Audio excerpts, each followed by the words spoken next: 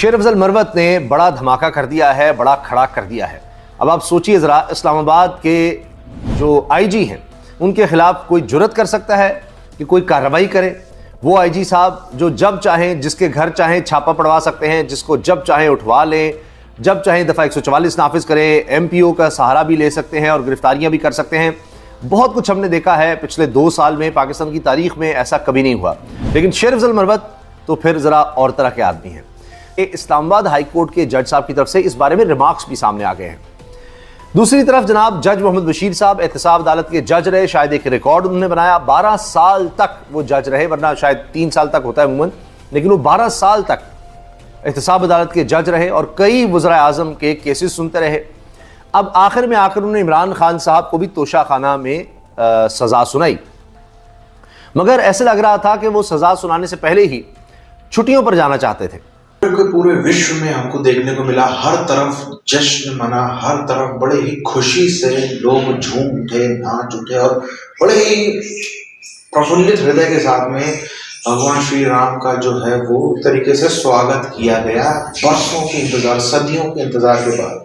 इसमें मैं ये कहूँगा कि हिंदुओं के अलावा भी जो ऑफिशियली हिंदू नहीं है उनमें भी कई लोग, कुछ लोग बल्कि बड़े ही अच्छे से जश्न मनाते हुए नजर आए। साथ ही साथ में हमने देखा कि दुनिया के हर कोने में, चाहे यूरोप हो चाहे अमेरिका, हर तरफ ऐसा ही जश्न मनता हुआ नजर आया। मगर अफगानिस्तान के अंदर यदि एक मुसलमान प्लेयर जश्न मना रहा है या खुशी मना रहा है तो उसको दिक्कत नहीं है, शायद उसके घर परिवार को भी दिक्कत ना हो, उसके आजू बाजू फ्रेंड सर्कल जो कि सब मुसलमान हैं किसी को दिक्कत नहीं, मगर भारत में बैठे हुए कुछ लोगों को बहुत ही ज्यादा मिर्ची लगती हुई और पाकिस्तान बांग्लादेश में बैठे हुए भी कुछ लोगों को बहुत ज्यादा मिर्ची लगती हुई आज हमें नजर आ रही है। जज मोहम्मद बशीर के बारे में असद तूर अपने वीलॉग में जिक्र कर चुके हैं कि अपने करीबी ज़राए से उसका जिक्र करते हैं कि मैं बहुत परेशान हूँ और अब वो ज़ाहिर है कि बता रहे हैं बार बार कि वो कंटिन्यू भी नहीं करना चाहते थे और कहते हैं मैं अल्लाह को क्या मुँह दिखाऊंगा, खुदा को क्या मुँह दिखाऊंगा।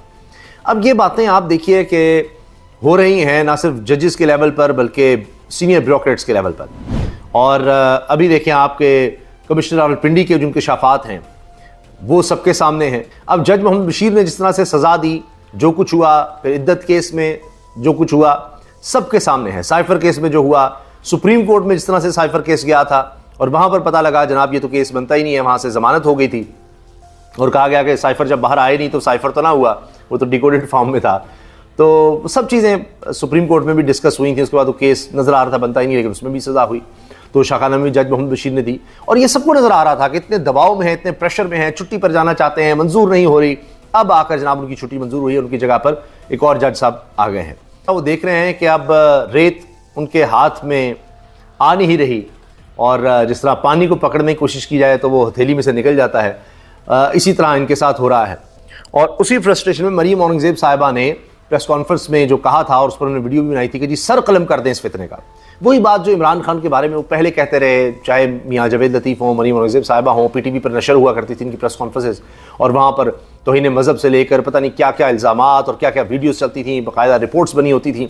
मरीम औरंगज़ेब साहिबा ने इसकी वजाहत पेश की। उन्होंने कहा जी, और इंग्लिश का मुहावरा भी उन्होंने शेयर किया कि जी वो तो मैंने कहा था कि मेरा मकसद ये नहीं था, या बल्कि तर्जुमा बताती हैं कि जी सर कलम करने का अंग्रेजी का तर्जुमा वो कर देती हैं। कहती हैं what I said in my press conference yesterday was the Urdu equivalent of nip the evil in the बड।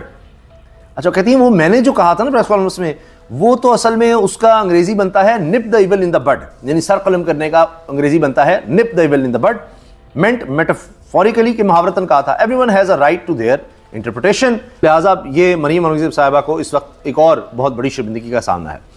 अब सब लिख रहे हैं इसके अलावा जो जज बशीर साहब वाली मैंने आपको बात की कि आखिरकार बिल आखिर उनको छुट्टी मिल गई और नासिर जावेद राना एहतसाब अदालत इस्लामाबाद के नए जज तैनात हो गए हैं। अब देखते हैं कि वो केसेस को किस तरह आगे बढ़ाते हैं। मेनली तो इमरान खान साहब को इलेक्शन प्रोसेस से बाहर रखना था। इमरान खान को क्या बाहर रखना था, लोगों ने उनको इन कर दिया। इतने वोट डाले हैं कि अब तक जो है ना वो मामला संभल नहीं रहा और अब तक ये सूरत हाल बनी हुई है कि समझ नहीं आ रही क्या करें। शेर अफजल मरवत जो हैं उन्होंने एक वीडियो पैगाम भी जारी किया है। कहते सारा दिन यहाँ में गिरफ्तार नहीं करते, रात के 1:30 बजे घर क्या दही लेने आते हैं। शेर अफजल मरवत ने कहा भाई हम यहाँ अदालतों में आ रहे हैं, जुर्रत है तो यहाँ आकर गिरफ्तार करो। एक और बड़ी खबर है जी, आखिरकार फैसल जावेद पाकिस्तान की शान है आप, पाकिस्तान की आन है आप, पाकिस्तान का मान है आप, इमरान खान है आप सुनते थे ना फैसल जावेद को। तो ये बचपन से इमरान खान साहब के बड़े फ़ैन, इनकी तस्वीर उनके साथ हैं।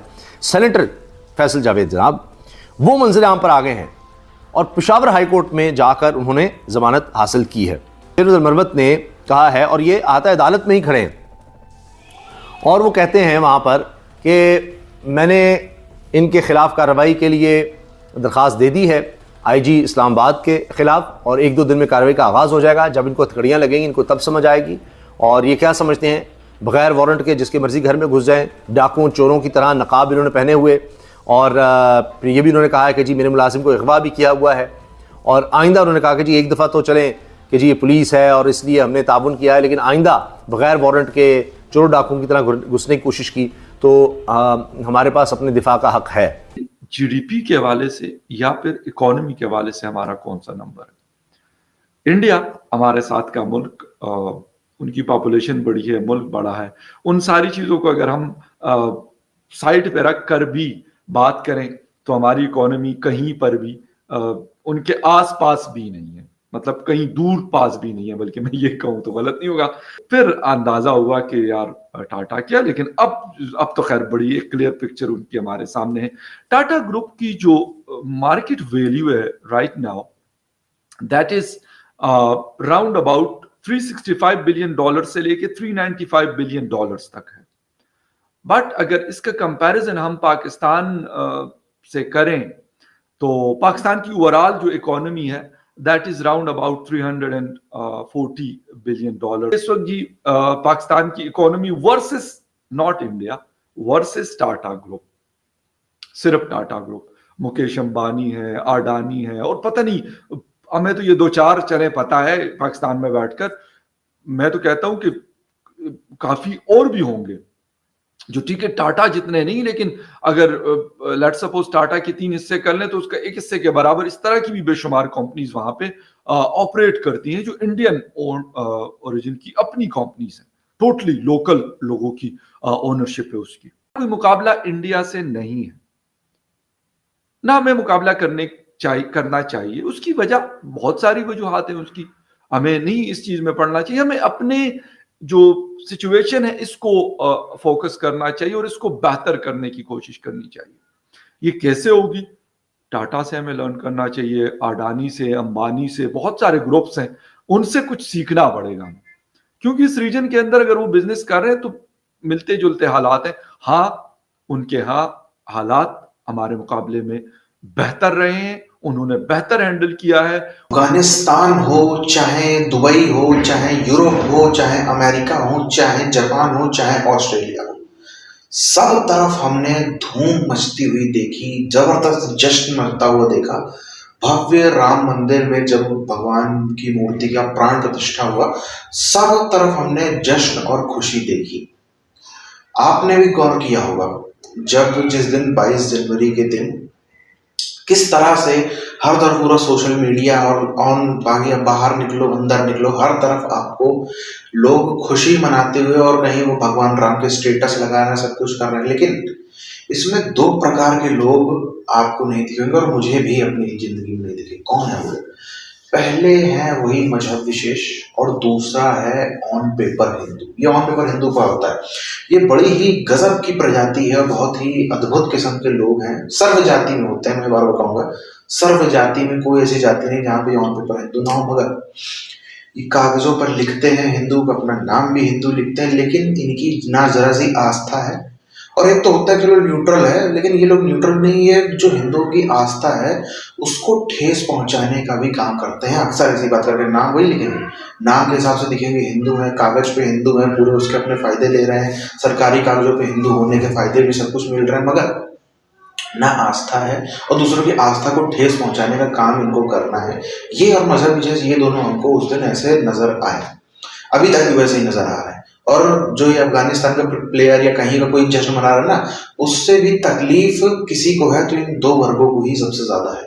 यदि मैं इसमें आगे थोड़ा चल के बात करूं, एक चीज जो मैंने देखी, ये भारत का कोई कोना, वैसे दुनिया भर में, लेकिन भारत का कोई कोना हो, उत्तर दक्षिण पूर्व पश्चिम, हर तरफ एक बहुत अच्छी चीज मुझे देखने को मिली। चाहे कोई करोड़ों का, अरबों रुपए का बंगला है, वहां पर भी मुझे वही श्री राम का ध्वज लहराता हुआ नजर आया। कोई बहुत बड़ी अमीर गाड़ी है, कोई बहुत बड़ा शोरूम है, वहां पर भी, और साथ में कोई छोटी पान की गुमटी है, कोई 2, 4, 5 हजार रुपए कमाने वाला हिंदू व्यक्ति है, उसकी भी दुकान पर, उसके भी ठेले पर, उसके भी जगह जगह लोगों की बाइकों पर, साइकिलों पर, ठेलों पर आपको वही भगवा ध्वज, वही श्री राम का ध्वज आपको उस दिन नजर आया होगा। ये पहली बार मैंने, कम से कम मैंने अपने जीवन में पहली बार देखा है कि इस तरीके से खुलकर सर्व समाज, सर्व हिंदू समाज, अमीरी गरीबी जाति ये वो राज्य भाषा सब चीज छोड़ करके एक साथ आता हुआ नजर आया, जिससे मेरा हृदय तो पर्सनली बहुत ही ज्यादा प्रफुल्लित हो गया। अब दुनिया भर में अगर हम देख रहे हैं, जैसे जो मैंने बात करी ना, इन प्रकार के दो वर्गों की पूरी दुनिया में जहां जहां से खबरें आ रही हैं, यहाँ जश्न मना वहां जश्न मना, सबसे ज्यादा तकलीफ किसी हुई तो इन्हीं को हुई है।